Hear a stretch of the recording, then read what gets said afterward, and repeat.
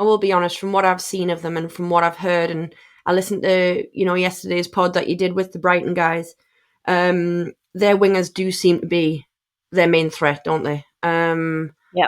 I know obviously they named a few other players, but from what they've said, but again, from what we've seen and what we know of their wingers, it's definitely the concern. But Tino, again, bang on, we need that kind of speed, because Trips, as much as he's got that calming influence, he then hasn't got the legs to keep up with him in general. I'll be honest. If they get him behind him, all of a sudden everyone turns on Trips because he's made a little mistake, or you know what I mean, or he can't keep up or anything. And you know what people are like. Yeah.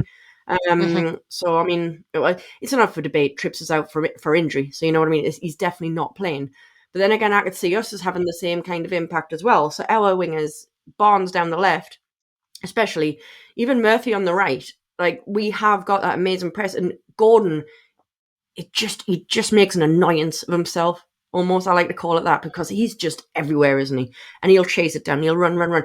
He'll just ping himself everywhere. So I would agree that even if Isak is fit, I don't think he's going to be 100% anyway. So based on that alone, absolutely keep him on the bench, because I don't want anyone starting to a degree if they're not 100%.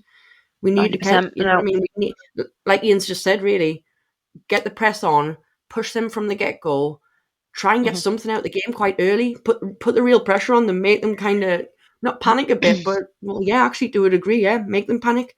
Yeah, I If think we this is a sit back at game. all, sorry, go. Sorry, Joe. I think this is a game that it's going to have to be one that started quite quick, and we're going to have to be quite hot on taking control of the game and trying to get an early lead, because we looked at Brighton. Well, I watched Brighton against Tottenham, and I thought they were quite impressive. I mean, I know Yeah, Spurs, you could argue, and not that great, but Spurs were very they were quite Spursy that day. impressive. And they came and they won three. They were very Spursy that day. Yeah, they came and won 3-2, and I thought, obviously, Brighton have got the what's the word?